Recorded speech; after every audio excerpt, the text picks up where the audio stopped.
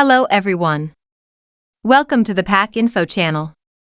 Before we get started, make sure to like and share this video, smash the subscribe button and click the notification bell. So welcome. I know it's a very difficult time in Afghanistan. So I'm glad you're here and I look forward to answering all your questions. سر میرا نام سلمان جاوید ہے اور میں Pak Afghan youth forum کو look after کر رہا ہوں اور پرپز اس کا یہ تھا کہ پبلک ڈپلومیسی کی ڈومین کے اندر ہم لوگ انٹریکٹ کرنا شروع کریں لوگوں کے ساتھ اور اس کے اندر ہم نے ایک میڈیا کوریڈور جو ہے اس کو ہم نے اسٹیبلش کرنے کی کوشش کی تھی جس کے اندر ہم میڈیا فریٹرنیٹی جو ہے دونوں سائڈ کی اس کو انٹریکٹ کرانے کی کوشش کر رہے ہیں. تو پچھلے 11 مہینے میں ہم نے 3 میڈیا انٹریکشنس کی ہیں. دس از دا تھرڈ ون اور اس کے اندر اب ہم افغانستان سے جو ان کے ٹاپ ٹیئر کے اور سیکنڈ ٹیئر کے جو جرنلسٹ ہیں ان کو یہاں لانے میں کامیاب ہوئے ہیں. زمانم رابعہ سادات خبریال اليوم. Thank you sir for your time. My name is Muhammad Ibrahim Muman and I am sports journalist. معنا زه احسان الله صحاکم د افغانستان راغلم د خبریالانو ډله کې د کابل نیوز تلویزیون د خبر manager M. Salam, my name is Ali Akmal. I am a journalist in Afghanistan and good to see you. Assalamu alaikum. My name is Farid Azim. I am the director of Afghan Cinema Association. Assalamu alaikum. My name is Irfanullah and I represent business community in my industrial telecom. Assalamu alaikum sir. My name is Dr. Salma Malik. I am a teacher at Quaid-e-Azam University, Islamabad. I am part of the mentor group of PEY. Assalamu alaikum ji. I am Dr. Shabana Fiaz. I am heading the Defense and Strategic Studies Department, Quaid-e-Azam University, and I'm also part of the Pak Afghan group. Assalamu alaikum sir. My name is Shahid Khan. I'm the member of the Pak Afghan Youth Forum and I'm coordinator for the Afghanistan at Pak Afghan Youth Forum. Sir, I am Reema Shaukat and I am part of Pak Afghan Youth Forum. I am looking after the media and outreach in Pakistan for Pak Afghan Youth Forum. Assalamu alaikum. My name is Shubha Siddiqui. I am director of Zan in Afghanistan. Assalamu alaikum. My name is Asad Bashair, the chief editor of Kabul Now. Assalamu alaikum. My name is Zahra Siddiqui. I am presenter for Ariana News TV. Assalamu alaikum. Zmanu Freidundi, the Tulu News Khabariyalim. Thank you for having us. It's an honor to be here. I'm Shahrazad Kufi. I am director of a non-for-profit organization in Afghanistan. I'm also a coordinator with the Pakistan-Afghanistan Youth Forum.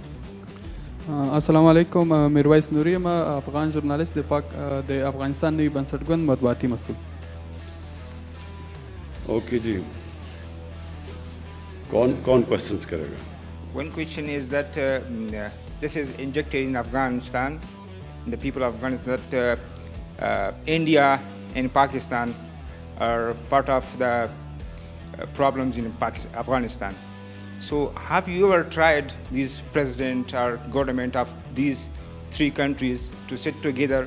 I haven't seen anything like this.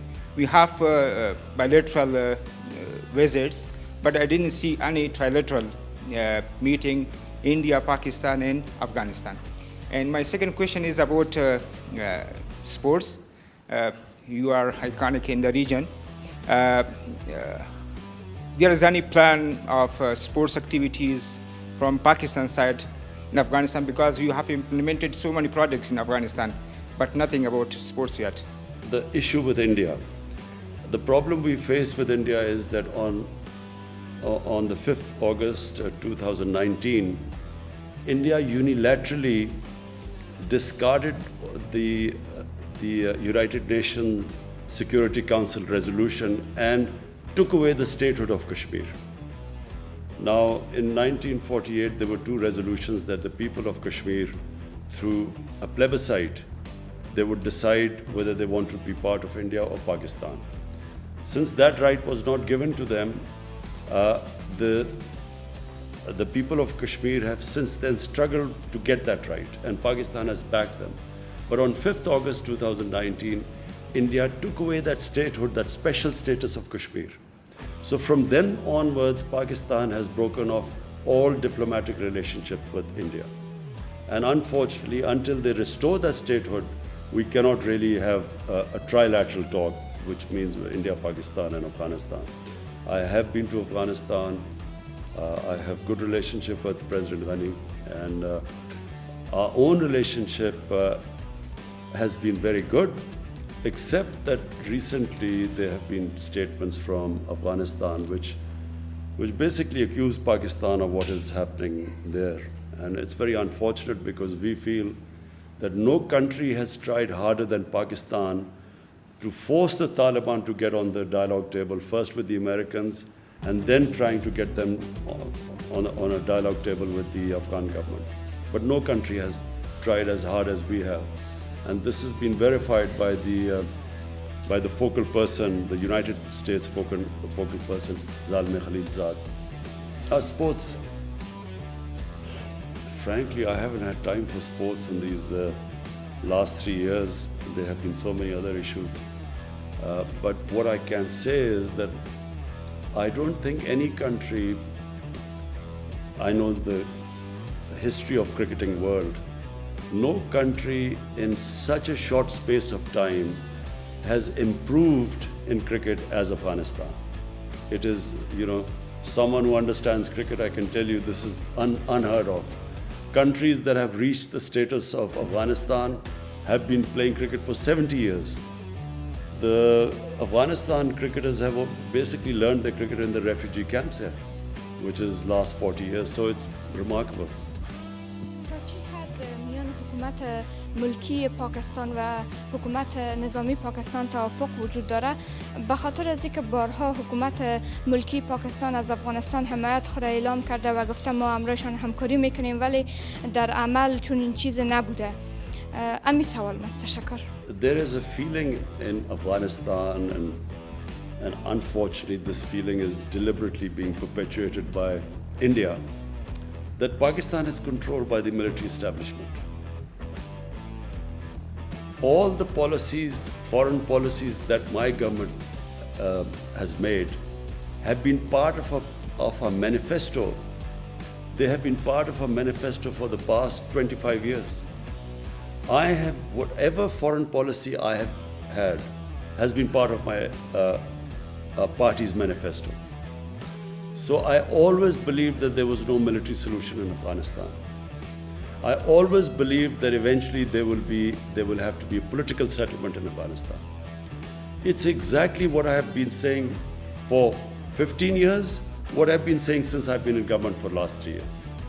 The Pakistan army fully supports the government. I always wanted to have peace with India. The Pakistan army has fully backed all my initiatives towards India for peace. It's India that refuses to have peace because India today is controlled by the RSS ideology, which is anti-Pakistan and anti-Muslim. And it is shown in what they have done in Kashmir. And if all you have to do is see what happens in India to the Muslims, the cow vigilantes who kill Muslims in the streets never get convicted because they are supposed to have eaten cow. And the suffering which especially Muslims but also other minorities like Christians, they feel because of this Hindutva, RSS ideology. That is what is coming in the way of us peace with India. So, but the Pakistan army has stood by my government in every way. There is no difference. So now we come to Afghanistan. The country, and I repeat, the country that of all the countries in the world wants peace in Afghanistan is Pakistan. Why? Because number one, if there's peace in Afghanistan, then Pakistan is connected right up to the Central Asia. We have already signed a contract, signed an agreement with Uzbekistan for the Mazar Sharif Peshawar Railway through Afghanistan. So all our future economic strategies depend upon peace in Afghanistan. That's number one. Number two, the people of Pakistan always think of people of Afghanistan as probably, if not neighbors, as our brothers. And they have suffered for 40 years of strife. And so we feel that if any country needs peace and quiet, it's Afghanistan. Thirdly, if this civil war goes on between the government and Taliban, it will almost certainly spill over to Pakistan's tribal areas. And we have really, in the last time when we joined the American war on terror, and as a result, we had the American war on terror spilled onto Pakistan's tribal area. 70,000 Pakistanis were killed in that. So last thing we want is that civil war spilling over into Pakistan, which it will do if it is a protracted civil war. And finally, we already have 3 million Afghan refugees. We cannot afford, if there's civil war, there will be more refugees coming in. And Pakistan does not have the economic conditions to have another influx of refugees. So it is in our interest, and that is why Pakistan is trying its best for a political solution in Afghanistan. Thank you so much for your time. سوال من N هست که میخوایم پرسان بکنم در ارتباط به حملاتی که فعلا طالبان در ولسوالی‌های افغانستان انجام میدن و کارهایی که اینا انجام میدن وارد خانه‌های افغان میشن. آیا از نظر شما این گروه کارهایشان چگونه است؟ غیر انسانی هست یا گروه تروریستی هستند طالبان؟ آیا اینا شما میپذیرین؟ و دیگه ای که در این اواخر آیا اجساد پاکستانی را شما کشور پاکستان دریافت کردن از افغانستان تسلیم شده باشند؟ نظرتان در این ارتباط چی هست؟ و با چنین شرایط نتیجه روند صلح در افغانستان شما چگونه میبینین من حیث یک کشور خیلی نزدیک بر Afghanistan? تشکر. First, what the Taliban are doing or not doing has nothing to do with us. You have to speak to Taliban about what they're doing. We're not responsible. Neither are we some spokespersons for Taliban. But you have two choices. 20 years, a military solution has been attempted to bring peace to Afghanistan, and that's failed. Now you have a choice. Either this American-backed military solution, you can continue, because if you feel the Taliban are not someone you want to have in part of your government, you can keep on the course of a military solution. But everyone knows it's not possible anymore. The second solution is to have a government, a political compromise between the Taliban and the government, to have a compromise, an inclusive government. That is the only solution. Now, what the Taliban are doing or not doing has nothing to do with us. All we want is that there should be peace in Afghanistan. Pakistan's interest is peace there. There are 3 million Afghan refugees in Pakistan. Almost all of them are Pashtuns. And all of them, or most of them, would have sympathies with Taliban. How is Pakistan supposed to check who is going over there to fight or not when there are about 25,000-30,000 people who cross every year, every day? They go into Afghanistan and come back. How is Pakistan going to check that? So Pakistan has consistently said that if the Afghan refugees go back to Afghanistan, then hold us responsible. But if there are 3 million refugees here, how can we say few hundred or few people have gone there to fight and their bodies are coming back? How can Pakistan be held responsible? There are refugee camps of 500,000 people. There are refugees with over 100,000 people. So how is Pakistan going to go into the refugee camps and decide who is pro-Taliban and who is not? So it's not possible unless, and let me just say the other thing, that until recently there was no border between Pakistan and Afghanistan. The Durand line was just imaginary. There was no physical border. So to stop, to control the outflow and inflow into Pakistan, we have built this fence at a huge cost to Pakistan. We have completed 90% of the fence now. So for the first time you have a border fence. Before that there was no border anywhere. Durand land was no border. So we are trying our best, but it is not possible to hold Pakistan responsible when you have 3 million, over 3 million refugees here. What interest could possibly Pakistan have in a civil war in Afghanistan? What interest would Pakistan have in backing someone to take over Afghanistan? What is clear is that no one party will be able to take over Afghanistan. So if Taliban try to take over Afghanistan, it will just be an ongoing civil war. In the past, Pakistan did have an interest. In the 90s, Pakistan had an interest. And why did Pakistan have interest? Because Pakistan had this policy of strategic depth. What was strategic depth? Pakistan was always wary of Indian influence in Afghanistan, and Pakistan did not want to have a situation where it was fighting on two fronts. So Eastern Front, India, and then Afghanistan also became pro-India. So in those days, Pakistan did try to have favorites. They backed favorites. Now, and especially my government, we believe that Afghanistan can never be controlled from outside. Afghanistan has a history. Throughout history, Afghans are the most independent people. So you can't control Afghanistan from outside. So our government's policy is, whoever the people of Afghanistan choose, Pakistan will have best relationship with them. So we have no favorites now.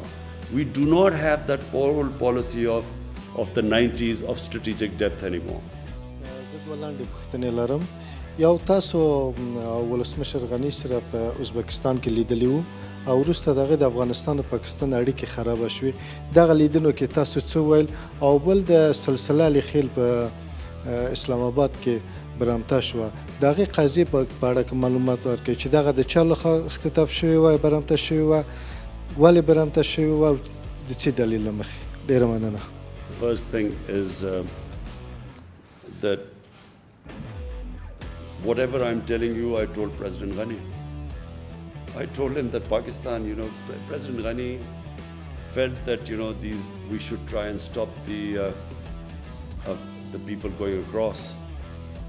We told them that we can have a joint, we will have a joint inspection. You tell us where people are crossing, we will take action. We assured him about that.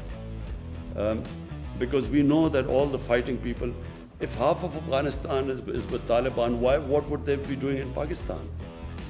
They talked about families of Afghans, of Taliban in Pakistan. The question is, should Pakistan put their families in jail? What is Pakistan supposed to do with their families if they are here? And then, if there are few Taliban leaders who have families here, the only leverage we have is because of that. The reason why they actually had talks with the Americans and Pakistan was able to make them have talks with the Americans was because of this leverage. If you put them in jail or if you take action against them, that leverage goes. But more importantly, I got the impression that somehow the Afghan government feels that we should take some sort of a military action against, force whoever the Afghan or the few pro-Taliban people or Taliban leaders are here. But so number one, we will do everything, but we will not use military force anymore in Pakistan. As I said last time, we were fighting someone else's war and we ended up 70,000 Pakistanis were killed. So there is a consensus in Pakistan that we will not use military action. Short of military action, we will try our best. How much ever pressure they want us to put on the Taliban, we will, because it is in our interest there's peace in Afghanistan. But we will not use military means. We are clear in Pakistan about that. The ambassador. So, we have detailed now through the Safe City cameras, we have detailed, charted out the exact path taken by the daughter of the ambassador. And, the taxi drivers, the taxis which the ambassador's daughter took, we got through the cameras, we got the numbers of the taxis, we called those people up, they've all been interrogated. They have, so unfortunately the explanation doesn't tally. What the ambassador's daughter said and what the cameras show, where she says that she was put in a taxi and taken away and they was beaten up. But there is a picture of that taxi and she's sitting there and she's fine. And the driver was called up in the police officer show. So unfortunately, we didn't get the answers because the police has now all the record, charted all the areas where she went. And it doesn't tally with what her accounts are. There's a discrepancy there. And unfortunately, they went back, so we have no way of confirming what happened. But the account of the ambassador's daughter does not tally with all the cameras which show her going into the 3 different taxis. The taxi drivers were interviewed or got into the police station. It does not match there. The Afghan government has requested for team to visit Pakistan for sharing this investigation, and we have conveyed our confidence for that team to visit next week. So you've heard that there's a team coming from Afghanistan. We will give them all the information they want. We will give them the pictures from the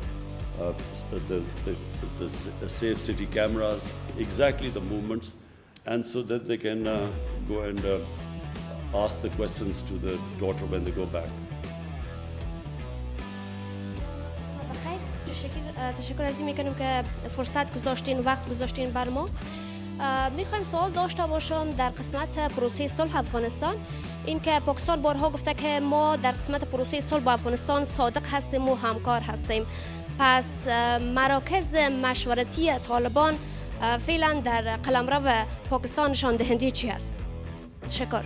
We have consistently asked the Afghan government to tell us where these shuras are and where the hubs are, supposedly where the Taliban are supposed to be.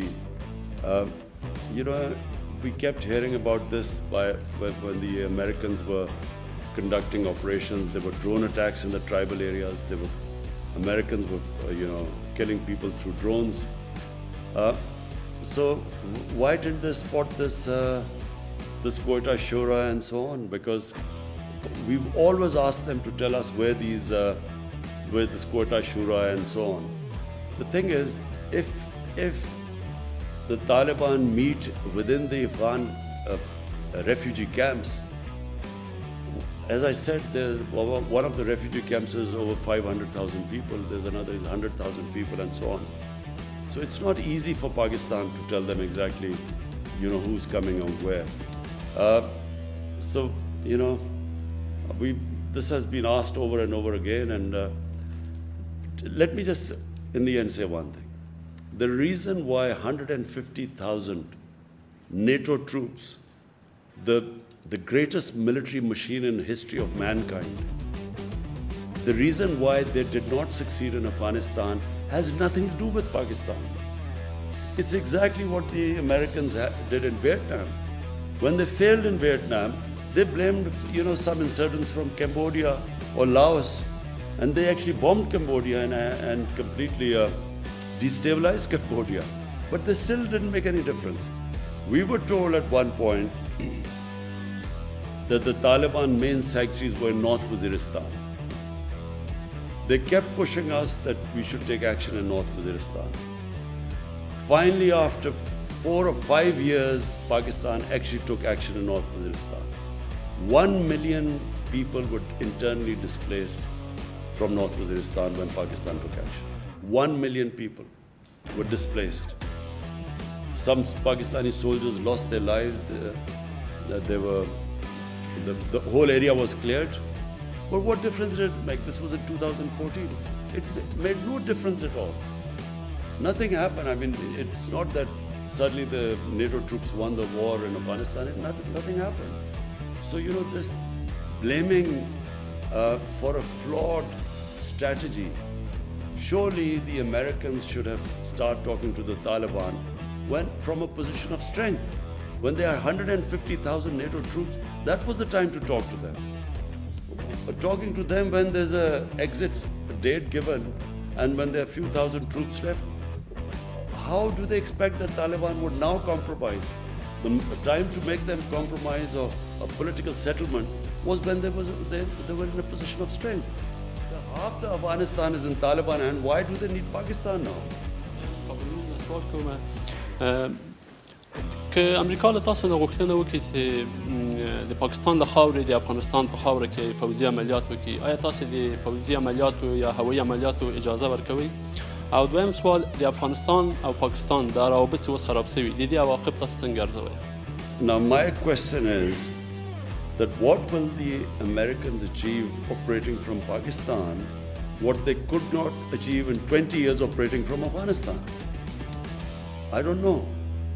If someone can convince me that suddenly it would make a big difference and there will be peace in Afghanistan by them operating from Pakistan, maybe we would consider it. But what they haven't achieved in 20 years, how do they expect to achieve right now from Pakistan, having bases there? All it will do is, it will involve Pakistan in a conflict which Pakistan has nothing to do with it. So why would we want another conflict on our hands when already when we were fighting the US war on terror, we lost 70,000 people, over $150 billion lost to the economy. Why would we want to get ourselves in another conflict? So that's the reason why Pakistan sees absolutely no reason for them to have bases and operating from within Pakistan. Future relationship with Afghanistan, I see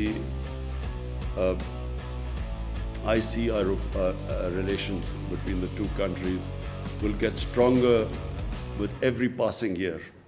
And the reason is that Afghanistan needs Pakistan, Pakistan needs Afghanistan. But no country would benefit more from open borders than Pakistan and Afghanistan. Because Pakistan would benefit from access to Central Asian markets. They are emerging markets, they are growing very quickly. There's energy corridor as Afghanistan from Central Asia, so we will gain from it. And Afghanistan, of course, has a huge Pakistani market of 220 million people, and then a port, Gwadar port, and of course, Port Qasim. So it's a mutually beneficial relationship. And people don't realize that Afghanistan was part of Pakistan and India for a long time. And then there was a time when Pakistan, North Pakistan, was part of Afghanistan for 70, 80 years. So there's a strong linkages between the two countries. And I think that once this the situation calms down in Afghanistan, and which we pray it calms down very quickly, then I think we will have probably the best years of our relationship. Normally میں کسی media کا جورنالسٹ نہیں ہوں، میں cinema سے تعلق رکھتا ہوں، تو اسی لیے ہم سوشل میں بہت کام کرتے اور الحمدللہ یہ جو روابط ابھی تک اب خراب ہو چکا ہے پالیٹکس سے، سوشل پہ کوئی اثر نہیں ڈالا ہے. ابھی بھی ہم ادھر آ سکتے، ادھر لوگ کام کرتے پاکستان سے. بٹ میرے شخصی ایک ہی سوال ہے، جو جب سے میں پیدا ہوا ہوں ہر بار مجھے یہ کہا گیا ہے کہ پاکستان کے ساتھ پاکستان کے پاس ایک پریشانی ہے افغانستان سے. پھر میں یونیورسٹی گیا اور ادھر میرے کو بولا گیا کہ یہ پریشانی داؤد خان کے زمانے سے شروع ہوا ہے. میں یہ جاننا چاہتا ہوں کہ یہ کون سا پریشانی ہے جب اتنی سال ختم نہیں ہو رہا ہے. Thank you. دیکھیے، جو ملکوں کے اندر ریلیشن شپ ہوتی ہے نا، وہ کبھی بھی ایک جگہ پہ جا کے نہیں اڑ جاتی. وہ چینجبل ہے، ڈائنامک چیز ہے. ایک ایسی ہے کہ کئی دفعہ شخصیت دو آ جاتی ہے ملک میں، ریلیشن شپ بہتر ہو جاتی ہے، اور ایک شخصیت کبھی ایسے ہیڈز آف اسٹیٹ آتے ہیں کہ ان کی ریلیشن شپ خراب ہو جاتی ہے. کئی دفعہ انٹرسٹ بدل جاتے ہیں، ایک ملک کا ایک دم انٹرسٹ بدل جاتا ہے. لیکن جو بیسک چیز افغانستان اور پاکستان میں ہے کہ دیکھیں، ایک تاریخ ہے، کئی 100 سال کی تاریخ ہے جو یہ سارے خطے میں انٹریکشن تھا. یہ جو پشاور تھا یہ سینٹر تھا، کابل سینٹر ہوتا تھا، سارے سلک روٹ تھی، یہ یہاں سے سارا جاتا تھا ہندوستان، ادھر سے آتے تھے، پھر کندہار سے روٹ تھی ملتان کے ذریعے. یہ پرانی ٹریڈ روٹس ہیں اور پرانی ریلیشن شپ تھی. کتنی افغان فیملیز وہاں سے آئیں، پاکستان سیٹل ہو گئی. میری ساری ماں اور باپ کی قبیلے سارے افغانستان سے آئے تھے, یہاں سارے ہندوستان میں سیٹل ہو گئے کتنے 100 سال پہلے. تو یہ انٹریکشن ہمیشہ رہا ہے. اس میں کبھی کبھی برا وقت آتا ہے. افغانستان کا انٹرسٹ ہو گیا امریکہ سوویٹ سے, پاکستان کا انٹرسٹ چلا گیا امریکہ کے ساتھ, اس کے اندر ہماری ریلیشن شپ خراب ہو گئی. پھر آئی حکومت, افغانستان کا ہندوستان کے ساتھ قریبی ہو گیا, تو ظاہر ہے پاکستان سے خراب ہونی تھی ریلیشن شپ. لیکن long term relationship, natural relationship ہے ہی پاکستان اور افغانستان کی. اوکے جی, thank you. I hope you liked the video. Thanks for watching.